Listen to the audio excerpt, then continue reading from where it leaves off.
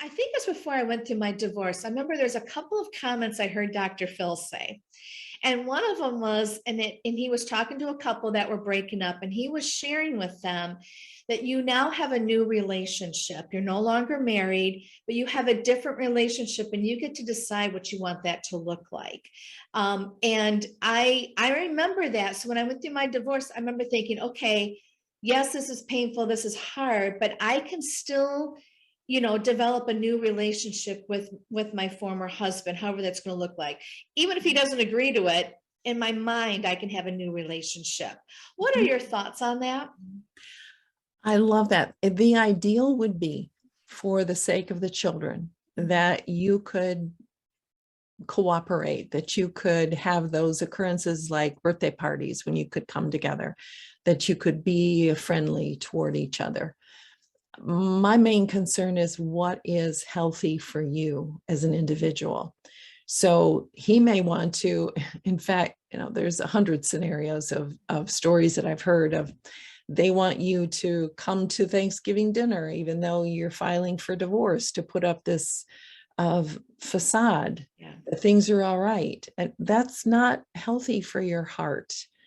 So yes, the ideal, it'd be great if you get to a point to where you can be cordial, you can be in the same room with each other, but first and foremost, guard your heart. And yeah, if you need to have in your mind that, he's an okay dude or she's an okay lady in your mind to help you, awesome. And then of course the forgiveness piece, which is so vital for you and your healing, that you let go of all of that pain and betrayal, whatever's happened, that you stop trying to punish or stop trying to hurt the other person or live in that pain. You've got to come to the point to let it go for your own sake, for your own health. Yeah, and I think that's key to developing that new relationship. Even if you don't talk except about the kids, that's fine. I think it's really getting to that place of you're back in control of you. And like you said, the boundaries are in place. Hopefully the healing is starting to take place. And yeah, you may not be best buds, but again, it's how do you choose to show up? Doesn't mean you get walked over. I always tell women, doesn't mean it's permission to walk on you, but it's how you choose to show up. You may have to stand up for yourself at times, but it's kind of how you want to show up in that situation.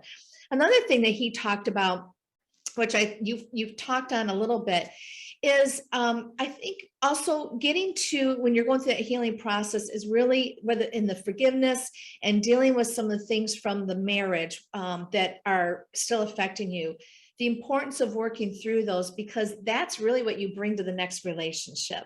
So I don't want the next man in my life to pay the price of how I feel about my former spouse. Can you talk a little bit about that and what maybe some of the experiences or what you share with others in that process? Yeah, it's one of the reasons why healing is so important, that we do the intentional work of working on our own healing. Because if we are unhealed, we're going to attract people like us who are unhealed. We'll also put ourselves into vulnerable situations. When we are healed, when we work intentionally on that, we do our grieving, we work on our healing, we do the forgiveness, we work on our own dreams and our own goals, we become a stronger individual. When we become stronger, we attract healthy people to us. So, and even if you never have another relationship, you want to be that healthy individual. I had one woman at a conference that I was speaking at come up to me and she said, I don't care about me, just help me get my kids through this divorce. And my words to her, and I've told this story so many times, my words to her is to everyone else, the best thing you can do for your children is to give them a healthy parent.